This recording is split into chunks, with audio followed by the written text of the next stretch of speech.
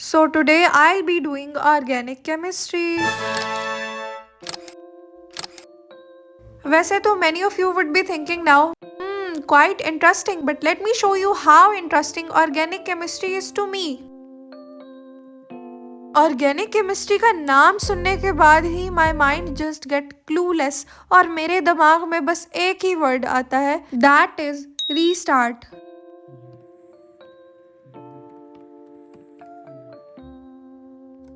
मुझे वैसे तो ऑर्गेनिक केमिस्ट्री से कोई भी मसला नहीं है, लेकिन मुझे बस इस बात से मसला है कि मुझे हर दफ़ा फिर से रीस्टार्ट क्यों करना पड़ता है।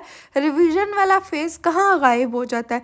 मैं एक दफ़ा ऑर्गेनिक केमिस्ट्री का एक चैप्टर करती हूँ और 10 दिन बाद जब मैं उस चैप्टर को या 3 ही दिन बाद देखती हूँ, सारे कैटलिस्ट के नाम, सारे रिएक्शंस, सब कुछ ज़ीरो से स्टार्ट करना पड़ता है। लेकिन मुझे जो उससे भी ज़्यादा मुश्किल लगता है वो उन सब कैटलिस्ट के नाम याद करना है जो इस रिएक्शन में यूज़ हुए हुए और उन रिएक्शंस के सबस्ट्रेट्स के नाम याद रखना।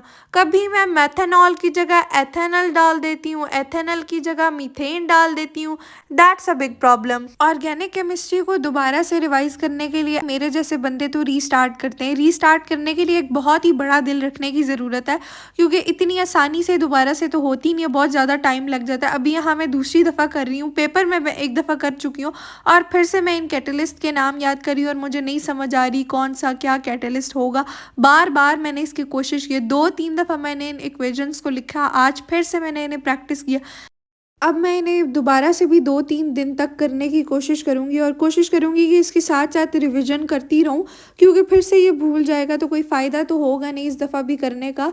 एक रिएक्शन का एंड प्रोडक्ट अभी सही तरीके से याद होता नहीं है कि दूसरा कंफ्यूज कर देता है। पहला और दूसरा तो चलो हो गया, लेकिन तीसरा सारा याद नहीं हो रहा होता। याद करो तो पहले दो भूल जाते हैं। लेकिन I think I need to play slow, क्योंकि मैं बहुत कम टाइम में बहुत ज़्यादा करने की कोशिश कर रही हूँ। मुझे थोड़े थोड़े पार्ट्स में डिवाइड करके इसे रेगुलरली शॉर्ट ब्रेक्स के बाद करना चाहिए, and this is how I can master it. वैसे भी we all need to know that nothing is impossible in this world. Your life went the way you want it to be. You are making choices for your future. If you are watching this video, this is your choice. I haven't forced you. और अगर आप पढ़ रहे हैं, this is your choice. अगर आप अभी rest करें, दिस इज़ योर चॉइस। और आगे आपको इसके आउटकम्स भी मिलेंगे अगर आप मेहनत करेंगे।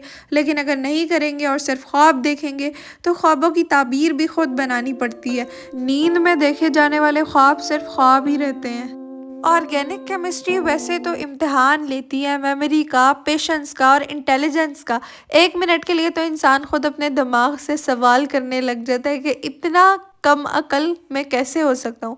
लेकिन that's what happens with everyone. कुछ ना कुछ ऐसा वीक पॉइंट्स होते हैं हर इंसान के।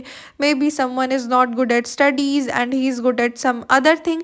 सो that's how this world is running. हर शख्स पढ़ाई में एक जैसा नहीं हो सकता, हर शख्स बिजनेस में एक जैसा नहीं हो सकता। हर इंसान का माइंड डिफरेंट है and everyone is capable of doing anything. अपने टैलेंट्स को उभारने की कोशिश करें।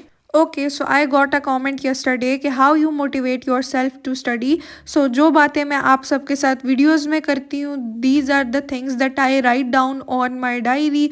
या फिर कभी कभार मैं खुद को मोटिवेट करने के लिए या नर्वस फील करती हूँ या कुछ भी ऐसा होता है, सो मैं खुद से भी बातें कर लेती होती हूँ।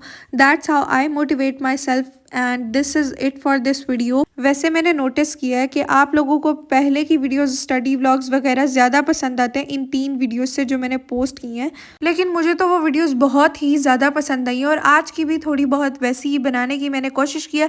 लेकिन बात यह है ना कि I wanted to know your suggestions on that, so let me know what do you actually want. अल्लाह हाफिज़।